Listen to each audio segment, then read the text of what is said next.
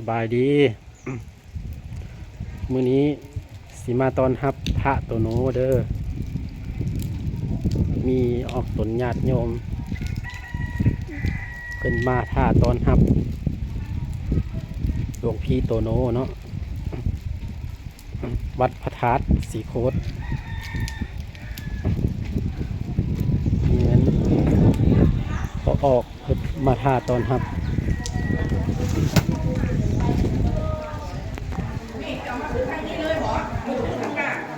ทางนี้เพิ่นมาหอดแล้วก็หามก็ค่อยไปดูหามเบิ่งนี่นี่ก็อย่าง อันนี้มันไม่ออกเด้อเพิ่นมาท่าตอนรับพระหลวงพี่โตโนเนาะเป็น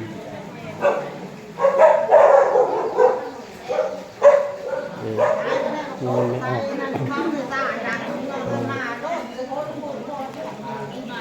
ป็นมาท่าตอนรับพระโตโนง่ายๆนี่มันไกลที่ฮอดแล้วนี่แม่นท่าเข้าท่าตอนรับพระโตโนเลย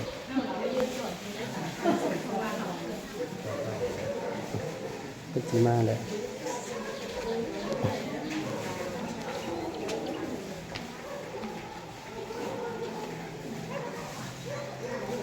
วัดพระธาตุสีโคต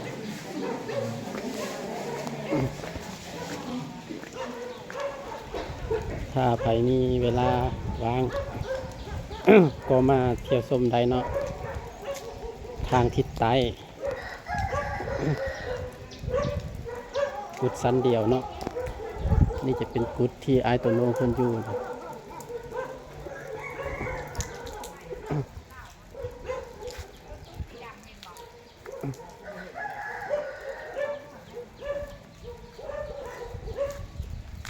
นี่แม่นกุดที่หลวงพี่โตโนเพิ่นมาเนาะเพิ่นสิมาแม่นเพิ่นสิมาพักอยู่นี่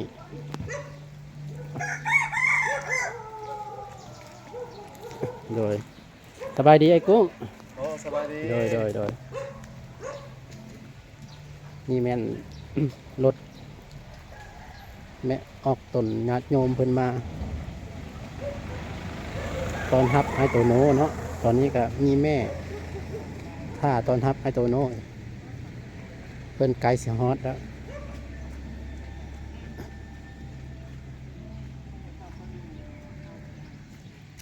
แล้วมันเป็นยังมันเป็นแต่สั่งนะจริงไหมไอ้ฝุ่นมันน่ะอยากเป็นแบบเฮาบีดมันเกิดอีกมันนะมันลอกเลยได้แบบเฮาบีดมัน ตอนนี้แม่เพิ่นไกลสิมาแล้วเพิ่นวัดพระธาตุสีโคตเด้อมันบ่ให้เอาผ้าเข้าใดไปดินมาเต็มมันต่ำจะต้องลึกมันเข้าหาหน้าจอ ถ้าใครมีเวลากับมาตอนรับเพิ่นได้เนาะ ที่ว่าเขาว่ามันกัดขโมยอยู่แล้วจะมันก็เข้าบ่เห็นเจ้าของนี่แม่น ในเดินประทัดเลย นี่จะเป็นสวนอุทยานเนาะที่ไอโตโนเพิ่นสิมาพักมาเศร้านะเพิ่นตอนนี้เพิ่นไกลสิมาฮอดแล้ว ที่แนมเห็นไกลๆนั่นแม่นกรมมาเรียนเนาะเพิ่นเอิ้นกรมมาเรียนเดี๋ยวเพิ่นไกลสิมาแล้วถ้าติดตามเด้อพี่น้องเด้อ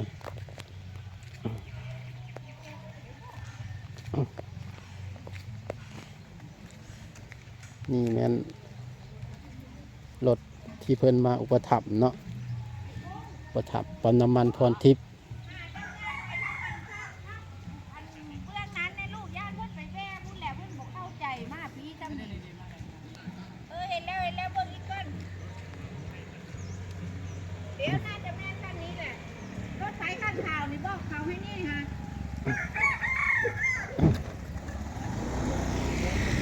แม่นบรรยากาศไกลสิ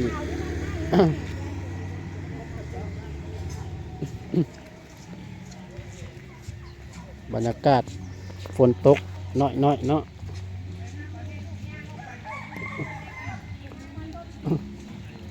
สบายดีพ่อวี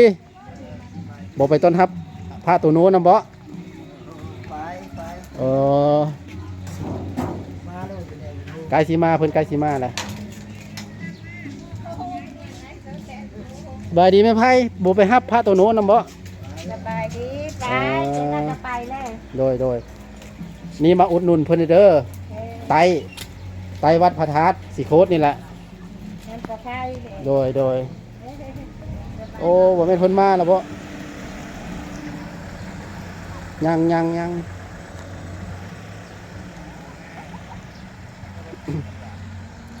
ไกลแล้วเนาะเพิ่นไกลมาฮอดแล้ว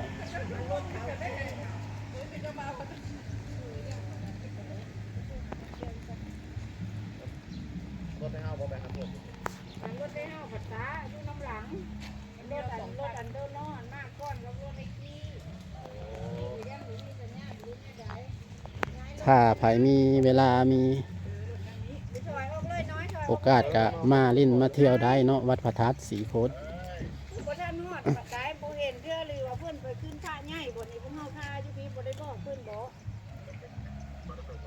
ที่แนมเห็นไกลๆนั้นแม่นหอเนี่ยพอสีโคตรเพิ่นเนาะ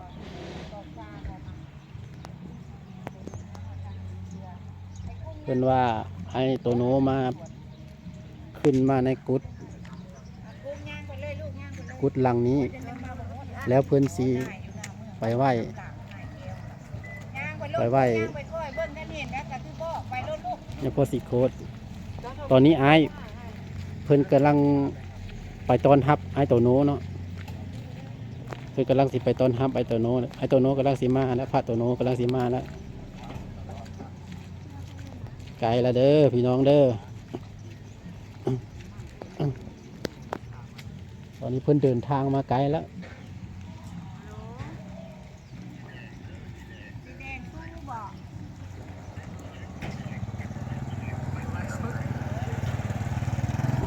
เล็บก็เล็บสีแดงเด้อคุณเด้อรถสีแดง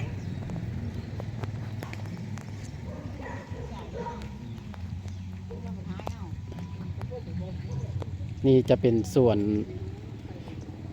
กุดกุดกุดที่ไอ้โตโนสิมาอยู่เด้อพระโตโนเพิ่นสิมาอยู่เพิ่นไกลแล้ว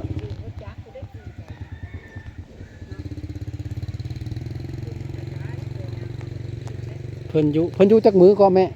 ฮะ พระหลวงพี่โตโนเพิ่นอยู่จักมือก็ อยู่2 มื้อ2 คืน 3 มื้อ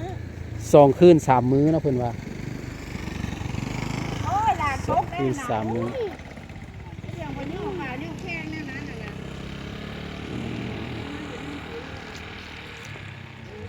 ไปชมกันเพื่อนดีเด้อ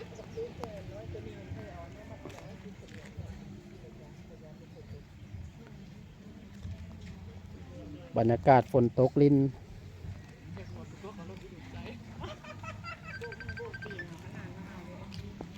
ไอ้กี้ อ๋อ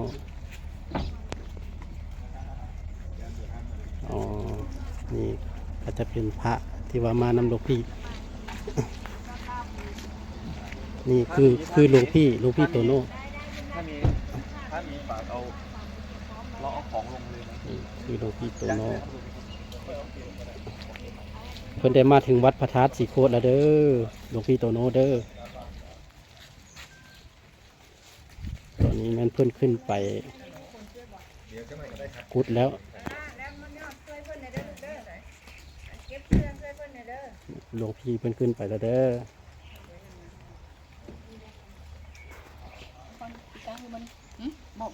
ผิวพรรณเสาะใสหลวงพี่โตโน่ อ่าหลวงพี่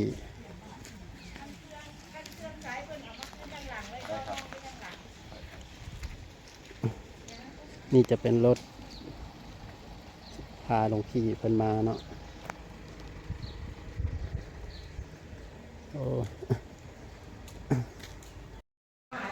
ตอนนี้แม่นุ่ม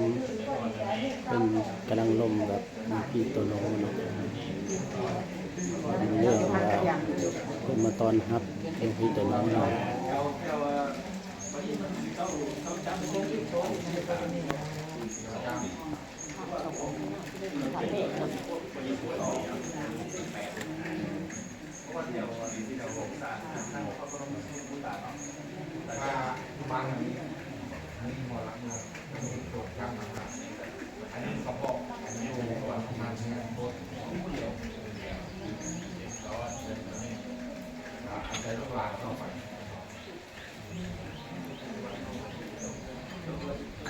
แต่มาตื้อกันพิษหลวงพ่อสีโค้ดมาคล้องไหวกันสิถ้าเราไม่อย่างจะไม่เตอร์ของสีโค้ดนี้กับไม่ขึ้นกับเพื่อนเป็นผู้ขอ มันจะมีเซนแบบรู้ซึ้งนำหนาแบบนี้พออย่างนี้อย่างคือคนนี้บอกให้เป็นสีหนาเป็นเซนก่อนนะพ่อติโคตร ในทางที่แล้วก็ขับตามเส้นซ้ายปุ๊บเส้นซ้าย